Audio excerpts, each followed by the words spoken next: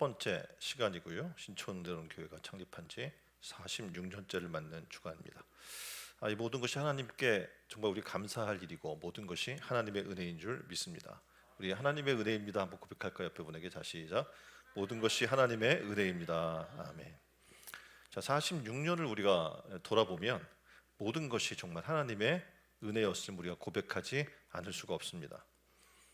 지금 46년의 시간 중에 제가 담임 맡은 지가 벌써 25년 됐는데 지금 한번 돌아봤어요. 25년 제가 이제 유학을 갔다 와서 이제 교회에 와서 담임을 맡게 됐는데 교회가 굉장히 허름한 교회예요. 그래서 좀 다 보수해야 될 것들이 너무 많은 건물이 연결되어 있는 집들이 연결되어 있는 그런 건물입니다. 그래서 매년 많게는 몇 차례씩 보수를 해야만 했던 그때 그 시절이 생각이 나는 거예요. 교회 들어오는 입구도 없었어요. 그래서 일반집 같은 철문이었고 그리고 일반집 같아 보이는 그런 교회. 그러니까 외부로 볼 땐 교회 같아 보이지 않았어요. 그러니까 겉으로 볼 때는 집 같아 보이는 그런 교회. 비가 새고 그리고 푸세식 화장실 알기나 여러분 들어봤어요? 푸세식 화장실. 수세식이 아니라 푸세식이었어요. 그래서 그러니까 사람들이 힘들어가지고 지하철로 갔어요. 화장실에 지하철을 갔던 그런 상황의 교회였습니다. 그리고 가스도 안 들어와 있었어요. 그 동네에 가스가 안 들어와 있어서 겨울이 되면 매일 보일러가 터져요. 터져서 다 쓰러져가고 건물은 하나하나 매 순간 고치지 않으면 견딜 수 없는 그런 건물이었습니다. 근데 그 목회하던 생활이 그때 당시는 굉장히 어렵고 힘들었지만 돌아보면 모든 것이 하나님의 은혜였던 것 같습니다. 근데 사람들에게 어떻게 보면 와요. 어떻게 보면 우리가 뭐 전도 잔치도 하고 막 그때도 행사를 굉장히 많이 했거든요. 그래서 사람들이 많이 오는데 와서 교회를 못 찾아요. 왜냐하면 이렇게 산골짜기 안에 들어와 있으니까. 그리고 교회에 왔는데 교회 입구가 찾기가 힘든 거예요. 계단에 막 올라와서 등산하는 느낌이잖아요. 올라와서 찾기가 힘들어요. 그래서 이게 교회야 하면서 떠나는 사람들을 봤습니다. 그리고 많은 사람들이 교회 데리고 오기 부끄러워하는 거예요. 그래서 그걸 보면서 건축을 꿈꾸기 시작했습니다. 내 세대에는 건축을 해야겠다. 그래서 다음 세대에는 이런 환경을 물려주지 말자. 교회 데려오는 사람들을 생각할 때 그들이 우리 교회를 부끄러워하게 생각하지 말게 하자. 그런 꿈을 꿨습니다. 그 당시에는 부사역자가 없었어요. 그래서 제가 차를 몰고 전도팀과 함께 선교 전도대를 다니던 그 시절이었습니다. 그러니까 제가 유학 갔다 오고 빨리 강의도 시작을 했고 여러 가지 상황에서 교단에서는 제 위치가 굉장히 높았어요. 그런데 부사역자가 없는 거죠. 제가 이제 차를 몰고 전도팀을 가야 되는 그런 상황이었습니다. 그런데 그 당시에 생각을 해보면 참 즐겁고 행복했던 시간이었던 것 같습니다. 그러니까 목회를 시작하면서 제가 이제 결혼하고 바로 이제 목회를 시작했으니까 아이 셋을 낳습니다. 근데 아무도 돌봐주는 사람이 없었어요. 저는 목회에 전념을 해야 했고, 그러니까 아내가 어떻게 되겠습니까? 우울증에 빠졌겠죠. 근데 아내를 도와줄 수 없었어요. 왜냐하면 저는 교회 활동도 너무 바빴고, 또 학교에 강의를 나가야 되겠고, 많게는 3개, 5개 대학을 뛰어다녀야 됐으니까. 왜냐하면 생활이 안 됐어요. 교회에서 주는 걸로는 살 수가 없었어요. 정말 말도 안 되고 또 그 이상을 제가 벌어서 갖다 바쳐야 되는 교회였으니까. 그래서 강의하고 정신없이 목회에 빠져 있으면서 교회 일, 학교 일들이 너무 바빠서 가정을 하나님께 맡길 수밖에 없었습니다. 근데 하나님께서 하나님의 아이들을 놀랍게도 잘 양육해 주셨어요. 첫째가 지금 육군의 그 논산 내 육군본부의 홍보 장교로 있는데 이제 6월이면 제대를 해요. 근데 위에 장성들을 모시고 있어요. 그래서 장성들이나 상관들이 그에게 이렇게 물어본다는 거예요. 너희 부모님 도대체 누구신지 참 궁금하다. 어떻게 이렇게 잘 키웠니? 라고 얘기하면 저는 걔네들 키우지 않았어요. 하나님이 키우신 거예요. 너무 바쁘고 정신이 없어서 애들을 돌볼 틈이 없었기 때문에 그래요. 이 모든 것이 돌아보면 하나님의 은혜가 아니겠습니까?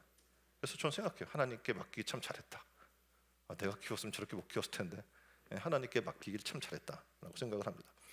근데 정말 바쁜 그 순간에 그러니까 교회 일에도 정말 최선을 다해서 잠을 안 자고 했어요. 365일 정착 코스를 했는데 성도들과 함께 그때는 어떻게 했냐면 사람들이 하루에 3번 예배를 드렸어요. 그러니까 아침에 와서 새벽에 와서 예배를 드리고 집에 다녀오겠습니다. 점심에 또 와서 예배 드리고 집에 다녀오겠습니다. 그리고 교회가 삶의 중심이었던 그런 시절이었습니다. 그러니까 참 그 순간들 생각하면 너무나 힘들었는데 생각해 보면 참 은혜였고 좀 감사했던 시간이었구나라고 생각을 하게 됩니다. 다시 말하면 하나님의 은혜 없이는 살아갈 수 없는 시절이었어요. 하나님의 은혜가 아니면 정말 견딜 수도 없고 버틸 수도 없고 살아갈 수도 없는 시절이었습니다. 자, 재개발이 있었어요. 재개발의 고비를 거치면서 정말 숨이 막혔습니다. 왜냐하면 뭐 정보도 제대로 우리 갖고 있는 사람이 없고 하다못해 주민도 별로 없었어요. 그러니까 어떡합니까? 공문은 계속 날라오죠. 그걸 싸워야 되잖아요. 그러니까 법전을 펼쳐놓고 왜냐하면 이게 조합법이나 당시에 재개발 정비법 이런 걸 다 알아야 되거든요. 그래서 펴놓고 공문을 쓰고 밤을 새우고 매 순간을 정말 가슴을 졸이면서 6년간 소송의 싸움을 해왔어요. 그리고 10년간 또 지리한 몸싸움부터 시작해 별의별 싸움을 다 싸웠죠. 그 시간들을 생각해 보면 야, 정말 하나님이 함께 하시지 않으면 우리가 지금까지 올 수 없었겠구나. 하나님의 은혜다라는 걸 다시 생각하게 합니다. 자, 하나님의 은혜로 좀 말도 안 되게 대토를 받았어요. 그런데 돈이 없잖아요. 건축을 해야 되는데 돈이 없는 거예요. 불가능한 건축을 하나님이 꿈을 꾸게 하시는 거예요. 모두가 생각해요. 사람들이 얘기해요. 저한테 찾아와서 안 돼요. 목사님, 전문가들이 찾아와서 이렇게 같이 얘기를 나누는데 얘기를 하는 거예요. 목사님, 예산과 계획 없이는 이거는 무모한 짓입니다. 불가능합니다. 그리고 어떤 사람은 얘기에 미쳤다고요. 근데 그 순간에 하나님이 제게 말씀하시는 거예요. 함께 하겠다. 내가 너와 함께 하겠다. 말씀하시고 하나님의 저는 은과 금으로가 아니라 예수 그리스도의 그 이름을 믿는 권세 있다라고 말씀을 해 주시는 겁니다. 그래서 제가 그 순간에 너무 어렵고 힘드니까 막 포기하려고 할 때 하나님이 다시 말씀하는 거예요. 일어나라. 내가 너와 함께 하겠다. 그러니까 그 순간순간을 돌아보면 하나님의 은혜였던 거예요. 하나님의 손길이 아니고는 버틸 수 없었으니까. 아무도 저에게 의지가 안 됐어요. 단 한 사람도 저에게 위로가 안 됐습니다. 근데 그 순간에 하나님을 바라보게 했고 하나님이 놀랍게도 힘과 능력이 돼 주었습니다. 지금 이 순간도 마찬가지예요. 건축이 좀 아름답게 지어졌지만 여러 가지로 어려운 일들이 많이 몰려오는데 지금 이것에 고민을 나눌 사람이 없어요. 그런데 이 순간에도 하나님이 체념하지 않도록 주저앉아 일어나지 못할 수 있는 상황인데 그럼에도 불구하고 다시 일어날 생각을 주시고 붙들어 주시는 그 능력, 하나님의 능력이 바로 오늘 있게 한 줄 믿습니다. 우리의 능력은 은과 금에 있지 않음을 알기 때문에 지금 굉장히 여러분이 아시는 것처럼 굉장히 어려운 상황이잖아요. 금리가 올라가고 이자가 2배로 올라가고 지금 여러분이 보면 아시겠지만 사람들이 되게 연약한 사람들만 있어요. 우리 교회. 뭘 어떻게 할 수 있어요? 근데 저는 이 순간에 하나님이 저를 이제 어렵게 하고 힘들게 하고 아프게 하면서 깨닫게 해주는 게 이거에 다시 그때를 돌아보게 하는 거예요. 야, 그때도 은과 금은 내게 없었지 않았니? 그때도 만군의 여호와 하나님의 이름, 예수 그리스도의 이름으로 일어나 걸어서 그렇게 지금까지 왔는데 뭘 걱정하니? 라고 말씀하시는 거예요. 돌아보면서 이렇게 제가 그 순간 너무 어려워서 1년만 버텼으면 좋겠다. 나중에는 한 달만, 나중에는 오늘 하루를 버티게 해주세요라고 기도하고 살았거든요. 근데 지금 46년이 된 거예요. 이 교회가 하나님의 은혜가 아닙니까? 하나님의 은혜가 아니라고 우리가 말할 수 있겠어요? 여전히 그리고 우리를 은혜로운 교회로 만드시는 하나님이 계시다는 거예요. 이 하나님을 오늘 우리가 찬양했으면 좋겠습니다. 그래서 이 시간 이후에도 우리가 찬양하고 하나님을 경배하고 축하하는 시간을 가지려고 해요. 저는 과거를 돌아보면서 하나님께서 역사하시고 우리를 만지신 하나님이 현재도 그렇게 우리를 만져주고 계시고 앞으로도 그렇게 하실 줄 믿습니다. 하나님께서 창립 46주를 맞으면서 본문 말씀을 뭘 전할까 하는데 하나님 말씀을 주신 거예요. 그리고 본문에 등장하는 걷지 못하는 사람을 일으키시듯이 우리 한 사람 한 사람 하나님께서 일으켜 주시겠다라고 말씀하시는 거예요. 체념하는 삶에 다가와서 손잡아 주시는 주님이 여러분 한 사람 한 사람에게 다가와 손을 잡아 주시고 일으키시고 걷고 뛰게 하는 역사가 오늘 여러분 모두에게 일어나기를 주님의 이름으로 축원드립니다. 돌아보면 말씀드린 하나님의 은혜는 우리가 부인할 수 없는 그런 놀라운 은혜입니다. 교회를 다니면서 많은 사람들이 생각해요. 나는 좀 하나님을 만나봤으면 좋겠는데 직접적으로 뭔가 내게 터치가 있으면 내가 하나님을 믿겠는데 내게 눈에 보이는 어떤 기적이 있었으면 좋겠는데 라고 하는 사람이 있었어요. 근데 교회는 다니지만 그런 체험이 없으니까 그냥 건성건성 교회를 다니고 있었어요. 근데 아내가 이제 교회에서 있는 산기도가 있는데 같이 가자고, 하나님 만나자고 그렇게 얘기를 했어요. 그래서 산에 가서 새벽까지 기도하는 그런 시간이었어요. 하면서 투덜투덜 대면서 따라갔어요. 따라가서 꼭 이렇게까지 믿어야 돼? 그리고 기도한답시고 밤새 웅크리고 앉아 있다가 옷만 젖었어요. 그래서 내려오면서 아내한테 불평해요. 밤새 내가 이게 기도한다고 앉아 있다가 옷만 다 젖었잖아 라고 얘기하니까 아내가 이렇게, 아니 옷이 젖다니요? 밤새 당신한테만 비가 왔나요? 라고 이야기를 했어요. 그랬더니 뭔 소리야? 밤새 이슬을 맞았잖아. 아니 이슬이 내렸어요? 언제요? 난 못 봤는데요 라고 얘기를 하는 거야 아내가. 남편이 말해요. 무식하기는. 이슬이 눈에 보이게 내리나?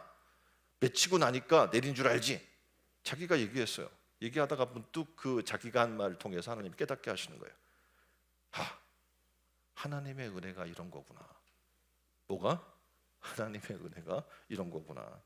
하나님은 비도 주시지만 사실은 이슬이 하나님이 내리는 보물이라는 거죠. 근데 많은 신앙인들이요, 이슬 같은 은혜가 있음에도 불구하고 그걸 몰라요. 그리고 오로지 비와 같은 은혜만 사모하는 거예요. 눈에 보이는 막 소나비 같은 은혜, 그런 은혜를 내게 주세요 라고 갈망하지만 우리의 삶에 사실상 내 눈에 보이지 않지만 내 몸에 돌아보면 젖어 있는 하나님의 은혜를 발견하게 되는 거죠. 여러분도 지금 우리 교회가 지금 46년 됐잖아요. 돌아보면 깨닫게 돼. 부인할 수 없는 은혜들이 우리 가운데 있어요. 우리가 알지 못하는 순간에 하나님의 은혜로 젖어 살았던 우리의 삶들을 지금 이렇게 고백하게 되는 거예요. 여러분 지금 몇 년을 교회 다녔는지 우리 각자가 있을 거 아니에요. 그럼 한번 그 삶을 돌아보세요. 우린 고백하게 돼. 아까 찬양팀이 얘기했던 것처럼 모든 것이 은혜였어. 이렇게 고백하는 삶이 있게 되는 줄 믿습니다.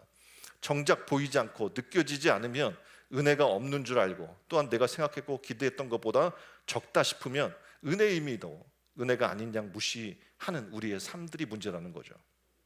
그래서 바라기는 신촌 은혜로운 교회와 성도 여러분들이 다 이 이슬 같은 은혜를 발견했으면 좋겠어요.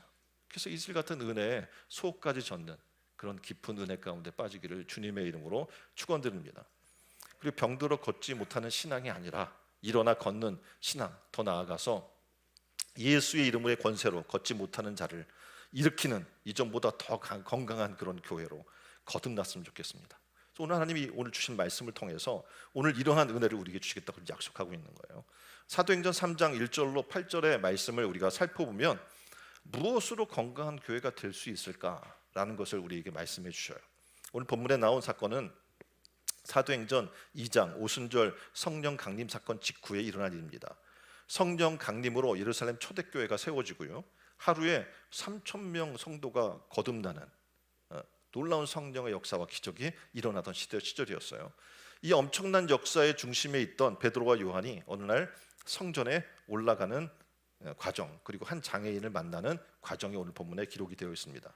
시간은 제9시였고요. 지금으로 얘기한다면 오후 3시 정도 됐고요. 당시 유대인들이 하루 3번 기도하는 습관이 있었고 오후 3시가 가장 많은 사람들이 기도하러 오는 그런 시간이었어요. 그래서 베드로와 요한은 지금 유대인들에게 예수 그리스도를 전하기 위해서 가장 사람이 많이 모이는 그 시간에 전도하러 성전에 올라간 겁니다. 그때 성전 미문 앞에 한 거린이 앉아 있었습니다. 그러니까 미문이라는 건 아름다운 문이라는 얘기인데요, 8개 성문이 있어요.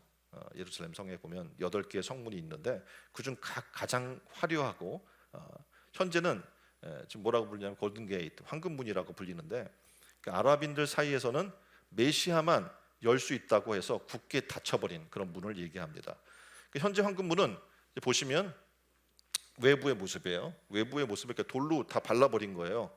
왜냐, 이 문으로 못 들어가게. 예수님이 이 문으로 들어가서 다시 놀라운 새 역사를 일으킨다고 하니까 못하게 하려고 아랍인들이 어떡합니까? 오스만 시대 때 슐레만 1세가 1541년에 이 문을 막아버렸어요. 그래서 지금 막아버린 채로 되어 있어요. 안쪽 한 장 더 넘기면 안쪽 면도 있는데 안쪽 면도 다 막았고 쇠창살로 어떻게 해요? 못 들어오게 다 막아놓은 거예요. 예수님이 어떻게 보면 유대인들의 메시아가 황금문을 통해서 성전산으로 들어가서 이스라엘을 구원한다라는 메시지가 있으니까 못하게 하려고 좀 그렇게 해놓은 겁니다. 근데 당시에는 성전으로 들어가는 문 중에 미문이 가장 어떻게 보면 많은 사람이 들어다니는 들고 나는 그런 문이었기 때문에 이 거리는 어떻게 해요? 당연히 그 자리가 명당 자리죠. 구걸하기에. 그래서 한 푼 줍시오 하다가 누굴 만난 거예요? 베드로와 요한을 만나게 된 겁니다. 이 사람이 누군지 2절에 설명하는데 뭐라고 얘기하냐면 나면서부터 복 걷게 된 사람이라고 얘기를 하고 있고요. 이 사람을 메고 와요. 성전에 들어가는 사람들이 구걸하기 위해 날마다 미문이란 성전 문 앞에 두는 자라 이렇게 설명해 주고 있습니다. 이 사람은요 날 때부터 못 걸은 사람이에요. 그러니까 어떻게 보면 정상적인 삶을 살 수가 없었어요. 직업도 구할 수가 없으니까 먹고 살 방법도 없었어요. 그래서 아마 지인들이 아는 사람들이 동료가 그를 메고 와서 성전 미문에 앉혀놓고 구걸해서 먹게 살게 도와준 것 같습니다. 그래서 이 사람은 당연히 어떻게 합니까? 미래가 별로 없어요. 현재의 즐거움도 별로 없어요. 과거에 이렇게 놓은 어떤 것도 없습니다. 그냥 성전에 와요 날마다. 네? 기도하는 시간에 성전에 와요 오기는. 근데 거기 앉아 있다 보니까 사람들의 은혜 받은 이야기, 남들의 구원 소식 이런 건 들어요 듣기는. 근데 자기와는 상관없는 이야기인 거죠.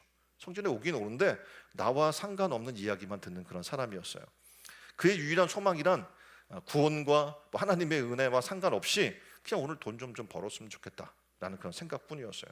뭐 지금으로 얘기하면 1,000원, 운 좋으면 10,000원, 정말 운 좋으면 5만 원짜리 신사임당 딱 주면 얼마나 좋을까 이런 생각을 하고 있었겠죠.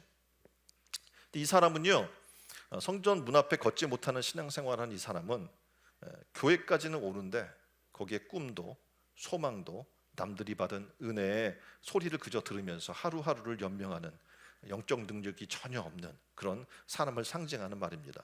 이 사람 성전으로 올라갈 때 베드로와 요한을 만나서 여전히 손을 내밀어서 한 푼 줍시오 이렇게 이야기를 했던 거죠. 그래서 베드로가 거리를 향해 이렇게 얘기하는 겁니다. 우리를 보라.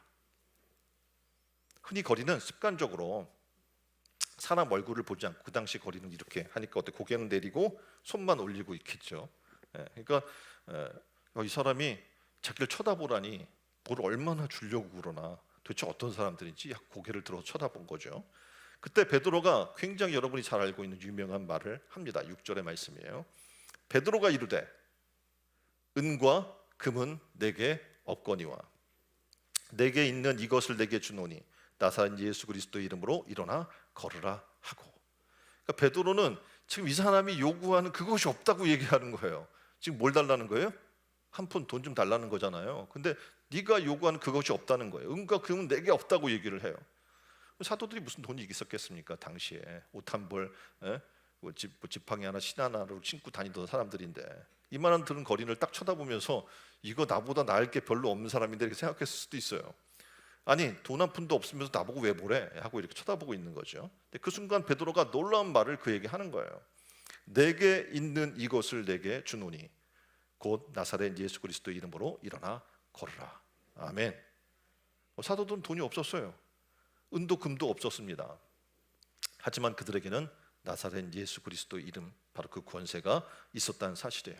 그래서 예수의 이름의 권세로 베드로는 명령합니다. 일어나 걸으라. 그리고 거린의 손을 잡아 일으키니까 방금 전까지도 미문 앞에 엎드려 구걸하던 장애인이 펄떡 일어나서 걷고 뛰면서 하나님을 찬양합니다. 할렐루야. 하나님이 나를 고쳐주셨어요. 엄청난 기적이 일어난 거죠. 바로 이 장면에서 성령께서 지금 우리에게 깨닫게 하시고자 하는 세 가지 오늘 말씀 주제가 있습니다. 우리가 무엇으로 부응하고 무엇으로 걷지 못하는 삶에서 벗어나서 건강한 교회의 성도가 될 수 있을까? 저는 정말 바라기는 정말 여러분이 일어나서 걷고 뛰고 하는 그런 정말 활력 있는 크리스찬의 삶이 회복됐으면 좋겠어요. 말로만 그렇게 됐으면 좋겠다.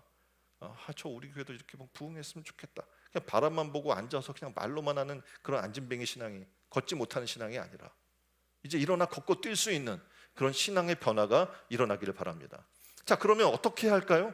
오늘 지금 세 가지로 얘기하는데 먼저 말하는 것은 건강한 교회가 되는 것은 세상 기준인 은과 금이 아니라는 것입니다. 세상은 돈이 있어야 돼요. 뭔가를 하려고 하면 돈이 있어야 돼. 돈 없이 될 수가 없거든요. 은과 금은 우리가 살아가는데 꼭 필요한 겁니다. 그래서 물질을 위해 돈을 위해서 열심히 일합니다. 때로는 선교 사업과 교회 유지를 위해서도 물질이 필요해요. 지금 아까 말씀드린 것처럼 금리가 2배로 올라서 이자가 엄청나게 부담이 되는 상황이죠. 교회 성도들의 헌금으로 우리가 유지가 되는 거잖아요. 우리가 따로 생산성 있는 어떤 일을 하는 게 아닙니다. 그러니 교회는 어떻게 합니까? 지금 관리 유지도 어려운 거예요. 당연히 저도 어떻게 해요? 굉장히 스트레스를 받습니다. 그런데 하나님이 주신 말씀이 바로 이거예요. 야, 건강한 교회 성도가 되는 것은 은과 금이 아니지 않니? 지금까지 우리 제가 지금 46년 되는 역사를 하나님이 지금 돌아보게 하신 거예요. 보면서 야, 그래, 내 삶을 돌아보니까 내가 뭐가 충분히 있어서 한 적이 없어. 다 하나님의 은혜로 한 거지. 제가 유학 간 것도 제가 미친 도전을 한 거거든요. 돈이 하나도 없었어요. 근데 그때 캐나다 금리가 530원이라서 제가 갔을 때가 우리나라의 절반의 가격이에요. 그러니까 가서 제가 또 감사하게 하나님이 은혜를 주신 게 뭐냐면 중국인 그 사업가를 만났는데 그분이 저의 또 스폰서가 돼주는 거예요. 학교에서 또 장학금도 주고 막 이렇게 해서 남아서 그 아프리카에서 온 친구들이 제가 그를 선교하면서 거기 있었거든요. 기적 아닙니까? 하나도 없는데. 그러니까 하나님이 매 순간순간마다 가만히 보니까 하나님이 하시는 거예요. 하나님이 하지 않으면 저는 살 수 없었어요. 근데 저는 그냥 믿고 그 하나님이 나의 가장 큰 스폰서라는 걸 믿고 움직였던 거죠. 그래서 하나님이 다시 깨달음을 준 거예요. 생각해봐라, 네 삶을 돌아봐. 네가 언제 은과 금이 있어서 일들을 했니? 왜 오늘 너 걱정하고 있니? 왜 염려하고 있니? 하나님 말씀하는 거예요. 우리가 잊지 말아야 할 것은 돈은 어디까지나 수단일 뿐이라는 거죠. 돈 자체가 삶의 목적이 될 수 없고 돈에서 어떤 능력도 나오지 않습니다. 그래서 성도들은요, 돈의 능력과 은과 금의 능력을 의지하고 살게 되면 생계는 아마 여러분이 근근히 이어갈 수 있을 거예요. 잘 먹고 잘 살 수 있을지 몰라 이 땅에서. 그러나 능력 있는 삶은 살 수가 없습니다. 교회도 마찬가지입니다. 교회가 은과 금의 능력을 의지하면 그 어떤 영적 능력도 일어나지 않는 겁니다. 중세 토마스 아퀴나스가 교황청에서 교황 이노세스 3세와 대화할 때 이야기입니다. 굉장히 유명한 얘기인데 교회로 은, 금, 보화가 가득 실려서 당시에 물밀듯이 밀려오는 수대가 있었어요. 그래서 그것을 흐뭇하게 바라보던 교황이 이렇게 얘기합니다.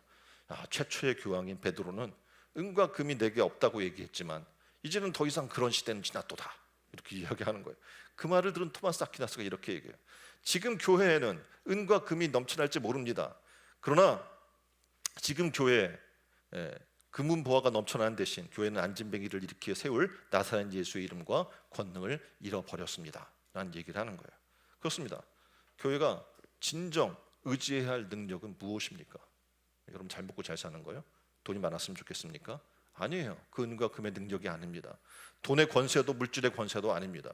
오직 나사렛 예수 그리스도의 권세와 능력뿐인 줄 믿습니다. 성도 한 분 한 분을 보면요, 우리 지금 제가 이 교회를 쭉 같이 했었으니까 보면 정말 어려운 사람들 천지였어요. 왜냐하면 저 위에 있을 때가 다 어려운 사람들 아닙니까? 그러니까 다 막 월세 살고 그런 사람들이었어요. 근데 지금 돌아보세요. 그전보다 엄청 잘 살게 된 거예요. 근데 여전히 어렵다고 생각해요. 마음이 힘들어요. 영적으로 피폐되어 있는 사람들을 보게 됩니다. 왜입니까? 예수 그리스도의 권세와 능력을 잃어버린 거예요. 돈은 많아졌는데 삶은 좀 나아졌는데 예수 그리스도의 권세와 능력을 잃어버렸다는 거죠. 이게 굉장히 두려운 일인 거예요. 교회가 아무리 가난해도 아무리 성도 수가 적어도 나사렛 예수 이름을 가지고 그 권세를 품은 교회는 반드시 그 권능이 나타날 줄 믿습니다. 저는 바라기는 이 신촌 은혜로운 교회가 그렇게 될 줄 믿습니다. 우리는 지금껏 예수의 이름을 가지고 살았고 그 권세를 품고 하나님이 일으키시는 기적을 일으키며 살아왔습니다. 우리 여러분이 다 삶의 그 증인들 아닙니까? 우리가 뭔가 능력이 있어 살아온 적이 없어요. 이것이 바로 건강한 교회가 되는 비결입니다. 환자가 병원에 가서 치료받았어요. 그리고 다시 옛 습관으로 돌아가 버리면 그건 다시 병든 몸으로 돌아가게 됩니다. 우리 신촌 은혜로운 성도 여러분 한 분 한 분은요, 바로 이 사실을 명심해야 돼요. 그래서 옛 구습의 모습을 어떻게 해야 됩니까? 벗어 버려야 될 줄 믿습니다. 그리고 새로운 사람이 돼야 될 줄 믿습니다. 은과 금이 아니라 우리에게 이 권세를 달라고 우리는 간구해야 될 줄 믿습니다. 어떤 권세입니까? 세상의 그 어떤 권세도 아닌 바로 나사렛 예수 그리스도의 이름이라고 하는 권세입니다. 이 권세만 있으면 우리는 영적 싸움에서 승리하게 될 줄 믿습니다. 모두가 힘들어하고 모두가 지쳐있는 이때에 특별히 우리에게 필요한 단 한 가지는 바로, 다 같이 따라합니다. 나사렛 예수 그리스도의 이름인 줄 믿습니다. 자, 두 번째로 무엇으로 건강한 교회가 될 수 있을까요? 하나님 없는 것으로라고 얘기하지 않고요, 이미 내게 있는 것으로라고 얘기를 해주고 있습니다. 무엇으로? 이미 내게 있는 것으로. 그렇습니다. 보통 내게 있는 것보다 내게 없는 것을 생각하는 습관들이 사람들에게 있습니다. 잡코리아에서 조사한 취업 스펙을 보게 되면 토익 점수, 자격증, 평균 자격증을 2.1개를 갖고 있대요. 그리고 인턴십을 했나, 해외를 연수를 갔다 왔나, 이런, 그리고 어디 먼저 그런 어떤 인턴십을 해서 경험이 있는가, 그럼 대외 활동 학점들이 요구된다고 얘기해요. 돌아보면 어떤 사람은 생각할 수 있겠죠. 나는 남들처럼 내대로 스펙이 없어. 나는 돈이 없어. 그런 빽이 없다고. 나는 건강이 저들처럼 있지 않아. 이런 패배 의식에 사는 사람이 너무 많다는 거예요. 그런데 문제는 그리스도인들도 마찬가지라는 거죠. 자, 우리 새로운 시대를 맞아서 이것 좀 해볼까요? 우리 하나님께서 주신 능력이 할 수 있어요 라고 얘기를 하면 사람들이 제일 많이 저에게 하는 얘기들이 이런 얘기예요. 저는 시간이 없어요. 제가 얼마나 바쁜 줄 아세요? 어제도 전 잠을 몇 시간 못 잤어요. 너무 힘들다고요. 보면 보기에도 힘들어요. 졸려 보여요. 어떤 사람은 시간은 있는데 어떤 분은 얘기해요. 저는 능력이 없어요. 어떤 분은 얘기해요. 저 가방끈이 짧아서 배운 게 별로 없어요. 아는 게 있어야 하죠. 또 어떤 사람은 얘기해요. 저는 건강이 없어요. 어떤 사람 얘기합니다. 저는 좀 사람들하고 좀 이렇게 관계하기에 숙기가 좀 없는데요. 그래서 그런 일은 못합니다. 그러니까 어떻게 보면 아쉬운 거는 자신에게 없는 것만 생각하는 거죠. 내게 이것이 없어요. 그래서 못해요 라고 얘기하는 거예요. 자, 생각해 보세요. 시간이 없으면 마음만 있으면 돼요. 하나님이 다 하게 하셔요. 능력이 없어도 아까 이야기한 것처럼 순종의 마음만 있으면 되는 거예요. 건강이 없거나 숙기가 없으면 거기 맞는 일을 찾아서 내가 하면 돼요. 그리고 정 없으면 어떡합니까? 하나님께 기도하면 돼요. 제게 담대함과 건강을 주세요. 그럼 하나님이 일할 수 있는 능력을 공급해 주신 줄 믿습니다. 그런데 많은 사람들은 안타깝게도 뭘 하려고 할 때 없는 것부터 찬다는 거죠. 자신에게 있는 것보다도 없는 것부터. 그 사람은요, 하나님의 일을 절대 평생 할 수 없어요. 왠 줄 아십니까? 시간이 생겨도 또 다른 이유가 생겨요. 다른 없는 게 또 어떻게 해요? 자신에게 찾아지는 거예요. 아무리 하나님이 일을 시키려고 채워주셔도 그 사람은 항상 없는 것만 생각하다가 핑계만 대다가 결국 하나님의 일을 못하게 되는 겁니다. 일하는 사람은요, 없는 것이 아니라 내게 있는 것을 생각합니다. 성경을 보십시오. 놀랍게도 지금 이야기하는 거, 내게 이미 있는 것, 나사렛 예수의 이름. 그렇죠? 그들도 은과 금은 없어요. 가진 게 없어요. 당장 오늘 먹을 것도 없는 사람들이에요. 그런데 어떡합니까? 나사렛 예수의 이름으로 놀라운 일들을 행합니다. 똑같은 사람이 구약에도 나와요. 누구냐면 모세라는 사람입니다. 모세가 얘기해요. 저는 말도 못해요. 전 능력이 없어서 하나님이 명령하는 그 일을 난 할 수 있는 사람이 못 돼요 라고 얘기할 때 출애굽기 4장 2절에 보면 모세에게 이런 얘기를 하시는 거예요. 야, 내 손에 있는 게 뭐냐? 손을 보니까 양을 치던 목자의 지팡이가 있어요. 말라 빠지고 볼품없는 지팡이 하나. 이걸 가지고 뭘 할 수 있어요? 라고 생각하는데, 야, 그걸 던져봐 했더니 뱀이 되고, 그거를 다시 올리니까 또 막대기가 되고, 그 지팡이로 애굽의 10가지 재앙을 일으키고, 홍해 바다를 가르게 하시고, 반석을 쳐서 물이 나오게 하시고, 이스라엘 백성을 40년 동안 광야를 인도하는 파워가 되게 하시는 거예요. 그 바른 나무 조각 하나로. 놀랍지 않습니까? 하나님은 내게 없는 걸로 뭔가를 하지 않아요. 볼품없는 나무 조각 하나라도 그걸 통해서 어떻게 합니까? 역사를 일으키고 기적을 일으키시는 하나님이라는 사실입니다. 이것은 그 지팡이가 능력이 있는 것이 아니라 모세에게 하나님의 권능을 주시고 영적 권위를 주셨기 때문에 가능한 것이죠. 자, 우리가 내게 없는 걸 생각하지 마세요. 하나님은 우리의 권능을 부여하시는 분이고 능력을 부여하시는 분이고 이미 손에 들려있는 그것을 가지고 역사를 일으키시는 분이라는 사실을 믿으시길 바랍니다. 베드로 요한에게도 이미 있는 것으로 사용하시죠. 그게 뭡니까? 사도행전 3장 6절 이렇게 이야기해요. 내게 있는 이것을 내게 주노니 나사렛 예수 그리스도의 이름으로 일어나 걸으라. 아멘. 베드로와 요한에게는 세상 사람 생각하는 은과 금이 없었어요. 근데 그 안에 나사렛 예수 그리스도의 이름이라는 권세를 가지고 있었던 겁니다. 사랑하는 신천전교회 성도 여러분, 하나님의 이 권세, 나사렛 예수 이름이라는 권세를 저와 여러분에게도 이미 주셨음을 믿으시길 바랍니다. 우리는 이 권세, 내게 주신 그 권능을 절대 땅에 묻어두면 안 됩니다. 그리고 사용하십시오. 그리고 귀신과 악한 영을 몰아내고 모든 병과 약한 것을 고치고 모든 문제를 해결하는 능력으로 사용하게 되시기를 주님의 이름으로 축원드립니다. 그럴 때 우리는 건강한 교회가 되고 건강한 성도가 될 줄 믿습니다. 더 이상 나는 못해요, 없어서, 시간이 없어서, 능력이 없어서, 말을 못해서, 그런 말 하지 마세요. 아시겠죠? 오늘부터는 내게 능력 주신 그분 안에서 모든 것을 할 수 있는 줄 믿습니다. 아멘. 마지막 세 번째는 무엇으로 건강한 교회가 될까라는 겁니다. 세 번째는 답이에요. 나사렛 예수의 이름의 권세입니다. 그러니까 하나님은 우리에게 이 권능을 갖게 되기를 원하신다는 거죠. 그러니까 예수의 이름의 권능을 받으면 달라지는 두 가지가 있어요. 여러분, 이 두 가지를 반드시 소유해야 됩니다. 그 첫 번째는 우리의 생각과 사고 방식이 완전히 바뀌는 거예요. 어떻게 된다고요? 생각과 사고 방식이 바뀝니다. 앞에서 말씀드린 것처럼 전에는 우리가 예수의 이름을 받기 전에는 항상 없는 것만 생각해요. 나는 할 수 없어요. 시간이 없어요. 물질이 없어요. 재능이 없어요. 건강이 없어요. 그런데 놀랍게도 예수의 이름을 받게 되면 어떡합니까? 우리는 할 수 있음을 고백하게 되는 거예요. 예수의 이름으로, 나사렛 예수의 이름으로, 그 이름의 권세로 우리는 할 수 있게 되는 줄 믿습니다. 우리는 승리하는 놀라운 사람으로 변화되는 거예요. 그래서 얘기해요. 난 할 수 있어. 주님 이름으로, 주님 이름만으로 충분해. 이런 고백을 하게 될 줄 믿습니다. 우리가 살아나가면서 계속 흔들리고 연약해질 때가 있어요. 세상의 삶 속에서. 그때 우리가 외쳐야 될 게 뭡니까? 바로 예수 그리스도의 이름이에요. 그 이름의 권세, 그 이름의 능력을 여러분이 외치시길 바랍니다. 그럼 어떡합니까? 놀랍게도 하나님의 놀라운 은혜로 우리의 신앙의 삶이 할 수 있는 놀라운 능력의 은혜로 변화될 줄 믿습니다. 두 번째는 신앙 수준이 달라지는 거예요. 오늘 세 가지 신앙의 수준이 등장을 해요. 첫 번째 수준이 여러분이 지금 못 걷는 사람의 이야기입니다. 못 걷는 수준의 신앙이에요.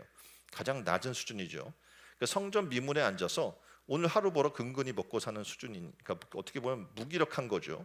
무슨 역사가 있을 수 있겠습니까? 무언가 도움을 바라요. 그래서 성전에 와 있기는 한데 자기가 뭘 하려고 하지 않아요. 항상 남의 도움을 구하죠. 누군가 날 도와줬으면 좋겠어. 누군가 나의 신앙을 일으켜줬으면 좋겠어. 누군가 나를 좀 변화시켜줬으면 좋겠어. 하지만 어떻게 그냥 바라만 보고만 있는 거죠. 문 앞에 있지만 성전에 들어와 예배하고 하나님을 경험하는 사람들과 상관이 없어요. 자기는 은혜 받은 사람들이 던져주는 찌꺼기 같은 은혜에 만족하면서 하루하루를 연명하며 살아가는 사람들이에요. 성전에 와 있지만 성전 안에, 다시 말해 영적 세계 안으로 들어온 경험이 없는 거예요.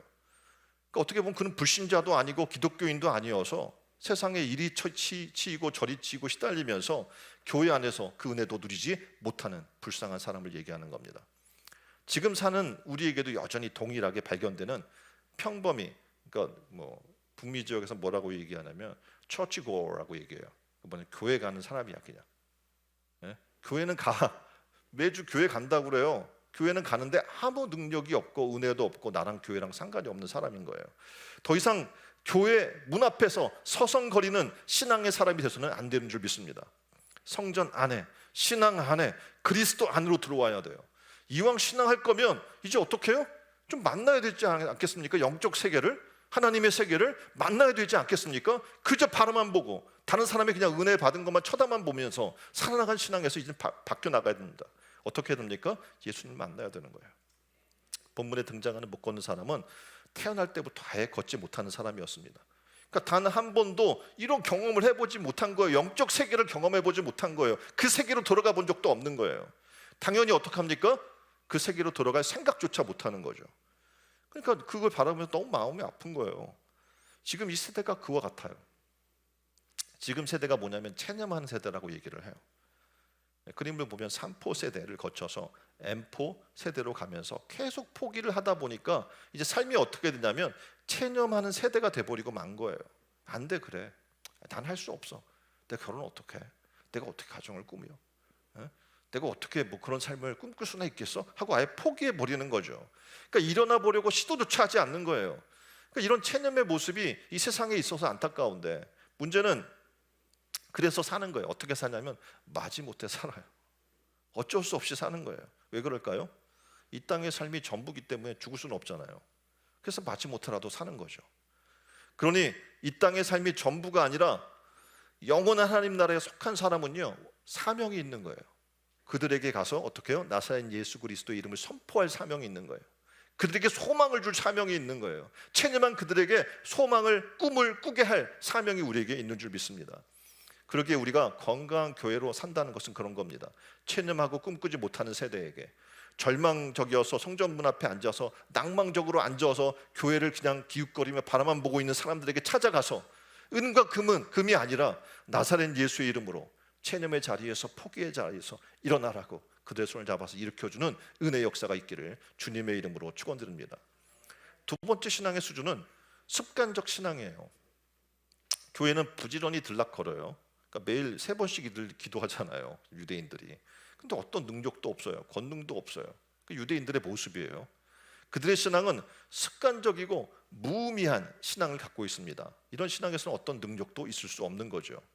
우리의 모습을 한번 돌아보세요. 혹시 무늬만 그리스도인으로 살고 있는 것은 아닌지. 이 그림 보세요. 정말 비극입니다.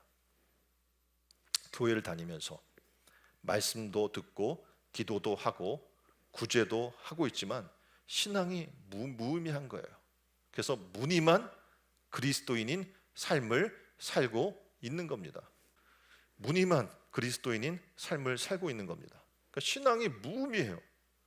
교회를 다니면서 말씀도 듣고 기도도 하고 구제도 하지만 신앙이 무의미한 거예요. 교회가 어려움을 겪어도 나랑 상관이 없어요. 하나님의 은혜로 교회가 건축돼도 자신과는 상관이 없어요. 그냥 교회가 건축됐나 보다 하고 남의 일처럼 쳐다보는 거죠. 이 과정 속에서 얼마나 많은 하나님의 은혜와 얼마나 많은 기적과 얼마나 많은 고난과 눈물과 피땀과 그 눈물 흘림이 있었는지, 그 시간을 극복하면서 주신 영적 능력이 있었는지 경험치 못한 거죠. 그저 바라만 봤기 때문에, 습관처럼 교회만 다녔기 때문에. 따라서 신앙의 성장 절대 있을 수 없는 겁니다. 어제와 오늘, 내일도 그들에게는 기대할 새로운 신앙의 모습은 없는 겁니다. 그리고 비판 잘해요. 성전 미문에 앉아있는 사람 보면서 왜 저렇게 사니? 하고 비판은 하는 거예요. 그러면서 자신은 그럼 당신이 좀 도와주세요 라고 얘기하면 도와줄 은과 금이 없다고 얘기합니다. 왜 그렇습니까? 지금 내게 부여해 주신 예수 그리스도의 권능을 받지 못했기 때문에 그렇습니다. 내가 교회 나오고 복음을 듣고 있고 말씀대로 살아보려고 노력한 이 모습, 이것이 하나님의 기적이거든요. 그잖아요. 하나님의 은혜 아니고 내가 교회 나올 수 있어요? 없어요. 그 기적을 내가 만나고 하나님의 은혜를 내가 받고 있음을 깨달아야 돼요. 나 같은 자에게 생명의 복음을 주시고 정말 변하지 않고 내가 더디고 계속 넘어지고 상처투성이인 나를 하나님이 포기하지 않고 하나님의 사랑으로 끝까지 나를 붙들어 주신다는 그 사랑 때문에 내가 지금 여기 있는 거잖아. 아직도 그걸 깨달아야 돼요. 아까 이야기 이슬비에 젖듯이 그 사랑을 내가 발견하고 깨달아야 되는 겁니다. 하나님이 나를 사랑하사 독생자 예수 그리스도를 주신 놀라운 그 사랑 안에 우리가 있고, 우리 안에 그 사랑을 부인할 수 없는 사랑의 흔적들이 있어요. 한번 여러분의 신앙을, 지금 46년 된 이 교회에서 뭐 10년의 신앙, 20년의 신앙, 30년의 신앙을 한번 돌아보세요. 하나님의 사랑의 흔적들이 있을 거예요. 그리스도의 흔적들이 있을 거예요.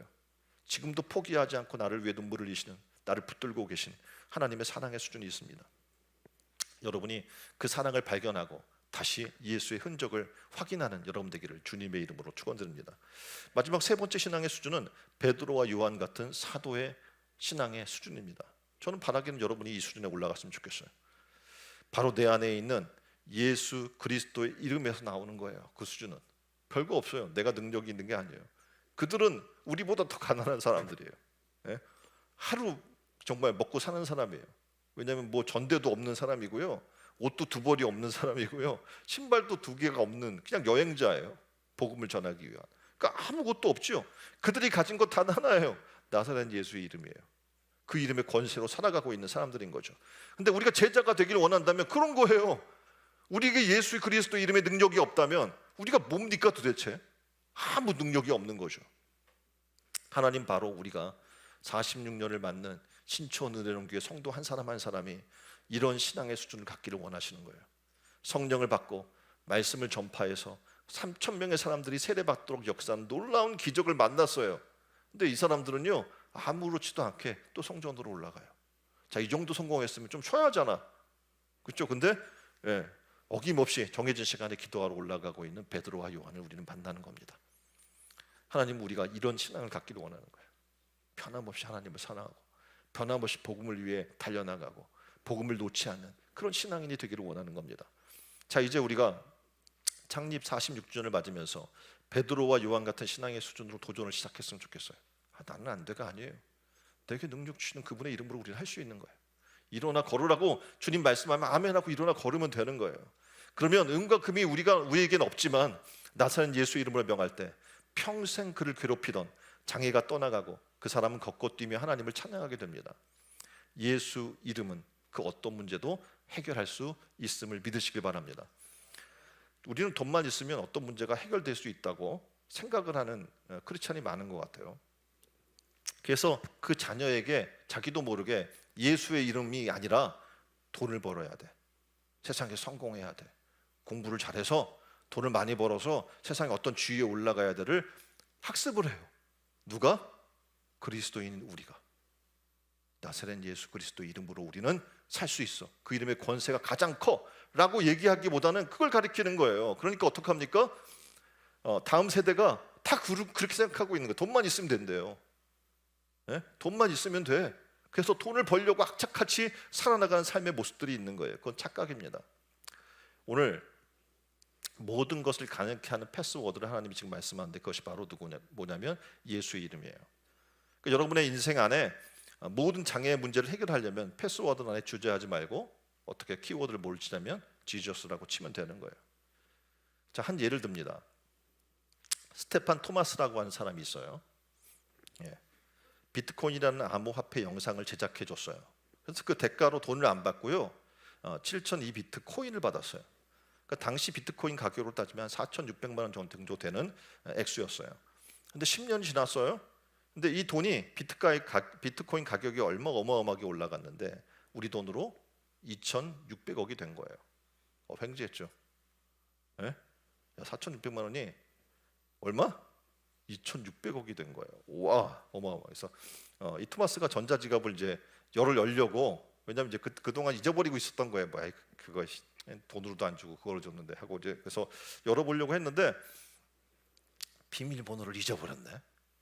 비밀번호를. 근데 10번이 오류가 나면 전자지갑에 내장된 비트코인이 영영이 찾을 수 없게 되는 거예요. 자, 8번을 쳤는데 다 오류입니다. 이제 몇 번 남았어요? 2번 남았어요. 이제 치면 영영이 없어질 수 있으니까 어떡합니까? 못 치는 거예요. 그리고 비번도 안 가르쳐줘요. 심각한 우울증에 걸렸습니다. 비밀번호를 하나 기억 못해서 2,600억을 날리게 됐으니까 이제 2번 남아서 겁나서 비밀번호 처벌 업무도 못 내고, 이게 그 돈이 무슨 소용이 있습니까? 이 기사를 보면서 우리는 이런 생각을 하게 되는 거예요. 야, 저 사람의 인생이 우리의 인생과 같다. 물론 우리는 통장에 수천억 억은 없지만 아무리 우리 수중에 많은 재물과 금은 보화가 있으면 뭐합니까? 그것을 꺼내서 제대로 사용할 결정적인 비밀번호가 없다면 다 소용이 없는 거죠. 비밀번호를 영어로 얘기한다면 패스워드라고 저렇게 얘기를 하고 있어요. 패스 통과하기 위해서 필요한 암호를 얘기하는 거죠. 근데 결정적인 비밀번호를 우리가 모른다면 아무리 많은 것을 가졌어도 무용주물이 될 수 있다는 것을 우리를 깨닫게 해주는 한 사건입니다. 자, 여러분 교회를 다녀요. 신앙생활을 해요. 그럼 무엇으로 건강한 교회의 문을 열 수 있고 건강한 신앙의 문을 열 수 있을까요? 성경은 이야기해요. 그 비밀번호를 뭐라고 얘기해요? 바로 예수 그리스도의 이름이라고 얘기해 주는 겁니다. 은과 금이 아니라 내게 주신 놀라운 능력과 권세 이름 뭐요? 예수 그리스도. 한 번도 태어나서 선 적이 없는 앉아만 있던 자가 예수의 이름으로 듣고 섭니다. 설 뿐만 아니라 어떻게 해요? 찬양해요. 그리고 걷기도 하고 뛰기도 하고, 그것보다 더 큰 기적은 한 번도 들어간 적 없는 성전 안에 들어가 보게 되고 은혜의 세계 안으로 들어가게 되고 경험한 적 없는 지성소의 은혜를 경험하게 된 거예요.